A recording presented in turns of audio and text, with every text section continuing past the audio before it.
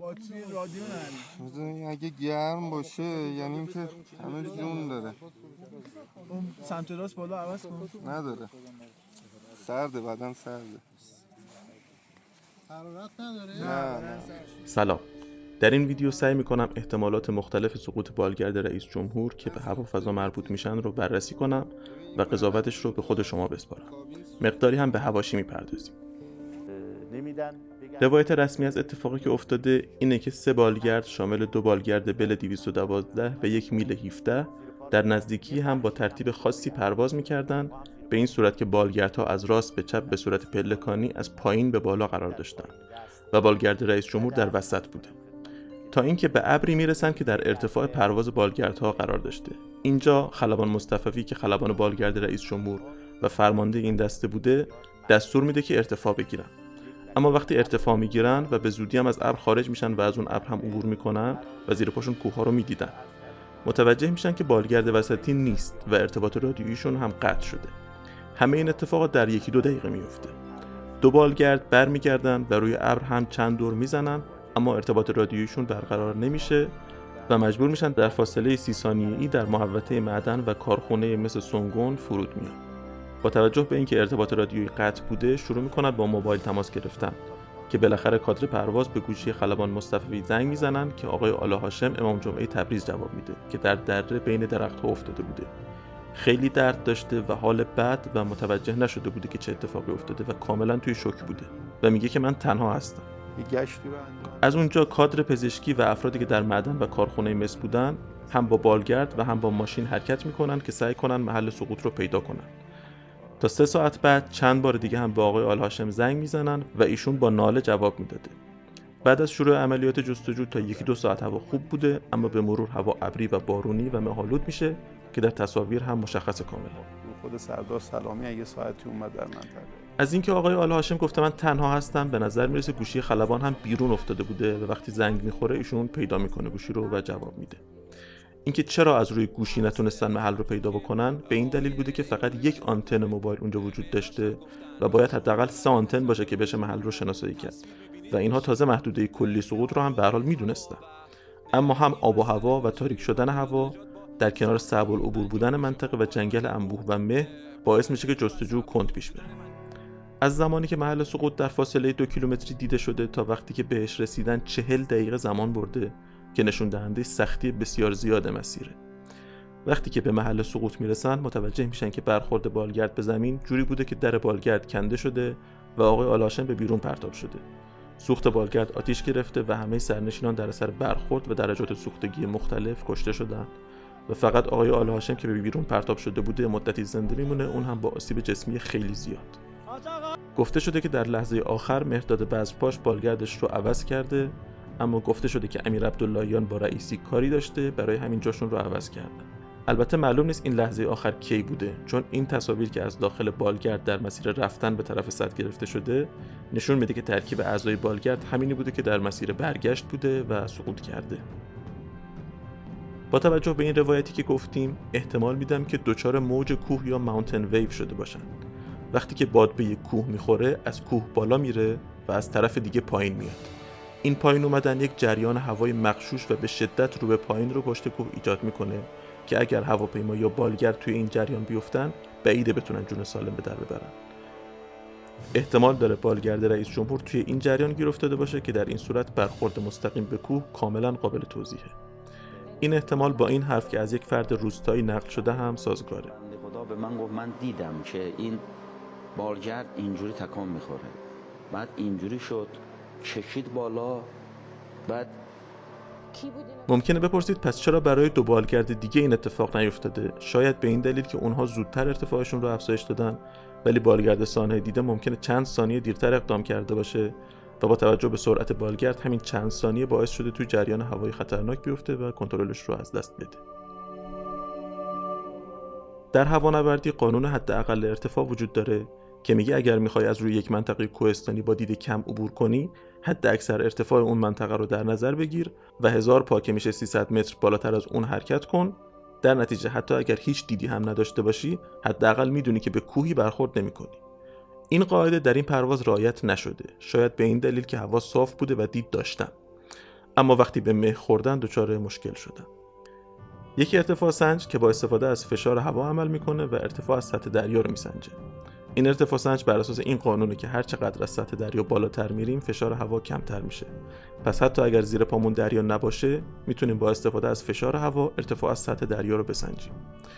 یک مدل ارتفاع سنج راداری هم داریم که ارتفاع از زمین زیر پا رو میسنجه و سیستم‌های هشدار برخورد به کوه از همین ارتفاع سنج راداری استفاده میکنن و اگر به زمین نزدیک بشه هشدار میده.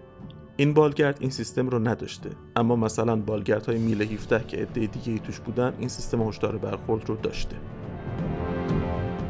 بالگرد میل 17 در سال 1975 معرفی شد و از اون زمان داره تولید میشه. تا سال 2007 12,000 تا از این بالگرد تولید شده بوده. این بالگرد 5 پره ظرفیت حمل 3 خدمه و 24 نفر رو داره. از سال 2000 به بعد ایران چند بار از این بالگرد از روسیه خرید کرده. برای همین این بالگردهای چند سالی از بالگردهای بل جدیدتر هستن. درباره عمر بالگردهای بل تو ویدیو قبلی گفتم که بالگرد سقوط کرده تحویل اواخر دهه 90 میلادی بوده که عمرش میشه حدود 25 سال. اما با وجود بالگرد بزرگتر و جادارتر و جدیدتر میل 17 چرا بالگرد بل 212 رو برای رئیس جمهور انتخاب کردن معلوم نیست. از ترجیح شخصی تا راحتی بیشتر بالگرد بل یا سر و صدای کمترش ممکنه دلیلش بوده باشه تا اینکه در ارتش اصولاً تمایل به تجهیزات آمریکایی بیشتره و بیشتر سپاه از تجهیزات روسی استفاده میکنه.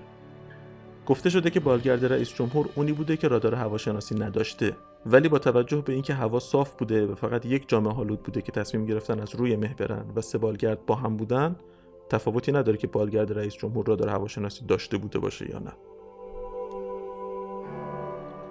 واقعیت اینه که تا وقتی همه چی عادیه اینجور تفاوت‌ها به چشم نمیاد. 3 تا بالگردن که یه مسیر رو میخوان با هم برن.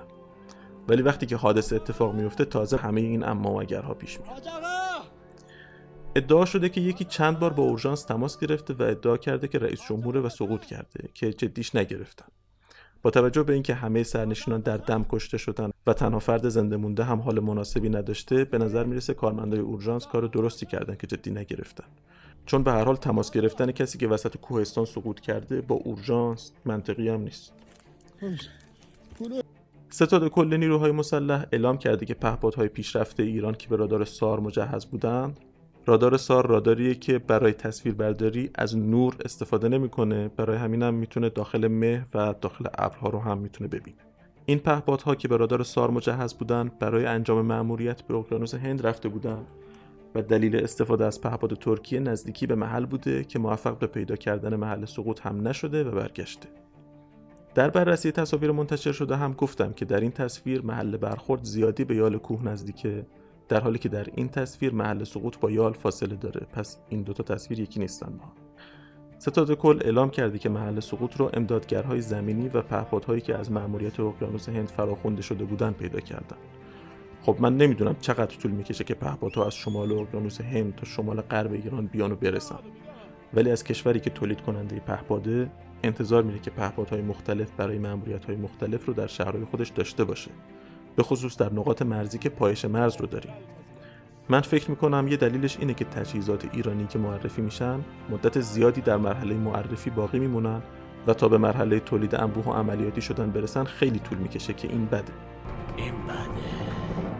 باید این فاصله بین معرفی تا عملیاتی شدن کمتر بشه، وگرنه تجهیزاتی که به مرحله عملیاتی نرسن عملاً بهش دردی نمیخوره.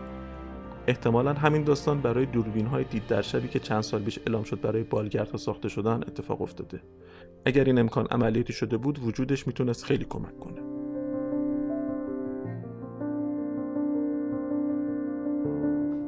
ممکنه این احتمال به ذهن‌ها بیاد که شاید بالگرد با موشک هدف قرار گرفته. اگر این اتفاق میافتاد بالگرد در هوا منفجر میشد و اجزای بالگرد پخش میشدن. ولی از اینکه اجزای بالگرد در یک نقطه کنار هم هستند به نظر میرسه احتمالش خیلی کم باشه. یک احتمال دیگه‌ای که مطرحه هم اینه که شاید یک ماده منفجره کوچیکی در بالگرد بوده که منفجر شده و بالگرد رو از کار انداخته و باعث سقوط شده، که میشه همون احتمال خرابکاری. این رو نمیشه قطعی گفت که شده یا نشده، ولی اگر شده باشه در بررسی لاشه بالگرد کاملا معلوم میشه. شبانه روز درباره این صحبت کنیم که احتمال اخلال در سیستم بالگرد وجود داره. الکترونیک پروازی بالگرد یک سیستم کاملا بسته است که یک سری اطلاعات رو از محیط میگیره و به خلبان نشون میده و ذخیره میکنه. برای همین چون به شبکه یا اینترنتی بیرون از خودش اصلا وصل نیست، احتمال نفوذ و هک و اخلال هم توش وجود نداره. البته GPS که در هوانوردی غیر نظامی ازش استفاده میکنن قابل اخلال هست، اما مشکل این پرواز جهتیابی نبوده. مشکل این بوده که به هر دلیل نتونسته به موقع ارتفاع بگیره، پس اینکه به خاطر اختلال در سیستم بالگرد بوده باشه احتمالش وجود نداره. اما آیا بالگردها جعبه سیاه دارن؟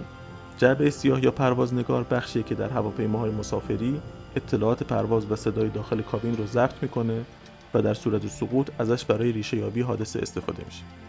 اما در بالگردها جعبه سیاه به صورت معمول هواپیماها با اون استانداردهای سختگیرانه مقاومت و غیره وجود نداره. اما بخش‌هایی هستن که اطلاعات پرواز رو ذخیره میکنن که باید اطلاعاتشون استخراج بشه و بررسی بشه. امیدوارم که این بررسی‌ها به زودی انجام بشه و علت دقیق حادثه اعلام بشه. در این تصاویر در بدنه بالگرد چند تا سوراخ دیده میشه که میتونه مشکوک باشه. میتونه هم اثر برخورد به سنگریزه یا شاخه‌های درخت باشه و کاملا طبیعی باشه. از روی عکس چیز قطعی نمیشه گفت. ولی ستاد کل اعلام کرده که اثر گلوله یا ترکش در بدنه بالگرد مشاهده نشده. یادی هم بکنیم از خدمه این پرواز از راست سرهنگ خلبان محسن دریانوش، سرهنگ خلبان سید طاهر موسوی و سرگرد فنی بهروز قدیمی. همیشه دیوار خلبان کوتاهه و همیشه سوانح هوایی رو میندازن گردن کادر پرواز. ما همینجا داریم احتمالات رو مطرح میکنیم و ممکنه همون 1% که کسی فکرش رو نمیکنه اتفاق افتاده باشه. عموی پویا بختیاری در اینستاگرام نوشته که بهروز قدیمی افسر فنی پرواز پسرم مهمون بود. پویا بختیاری از کشته شده های اعتراضات آبان 98 بوده. افسر فنی کارش اینه که روی زمین کارهای فنی مورد نیاز بالگرد رو انجام میده. اینکه افسر فنی پرواز چقدر میتونه در این سقوط نقش داشته باشه چیزیه که احتمالاً هیچ وقت نخواهیم فهمید. یک کم هم به حواشی بپردازیم. 2 تا خبرنگار ترک هم در محل حادثه حضور پیدا کردن. یکی از CNN ترکی بود که اینطور معروف شده که ایشون اولین خبرنگار بوده. ولی هم ساعت 2 ظهر، همین که دور و برش خالی نیست و دیگرانی هم هستن و میگن تمام. پس همچین نفر اول هم نبوده. قبل از دقت به ساعت به نظرم رسید که نزدیک محل حادثه نرفتن و از دور تصویر گرفتن چقدر رفتار حرفه‌ای و درستیه، ولی به نظر میرسه که اجازه ندادن جلوتر بره. خبرنگار ترک دومم این یکی بود که با توجه به اینکه ساعت 12 و دیگران هم هستن و کسی کاریش نداره، این هم معلوم میشه که زود نرسیده، ولی از نفر قبلی زودتر رسیده و تونسته خودش رو به محل حادثه هم برسونه. در هر حال این هم نشانه دیگری بود از قدرت رسانه‌های خارجی و ضعف صدا و سیما و رسانه‌های داخلی ما. یه سوالی هم زیاد پرسیده میشه که چرا این دم آبی نیست و سفیده در حالی که دم بالگرد تشریفات آبیه. خب به این دلیل که این دم اصلاً اون دم نیست و ربطی به سقوط بالگرد نداره. این دم یک هواپیماست که در اردیبهشت 99 در مازندران سقوط کرده. بنابراین کلاً در هر عکس یا ویدیویی این دم رو دیدید درسته و در هر تصویری این دم رو دیدید بدونید که بی ربط. اگر کسی ازتون پرسید چرا توی نیروهای نظامی انقدر به نظم به خصوص توی رژه اهمیت میدن، این ویدیو رو نشونش بدید.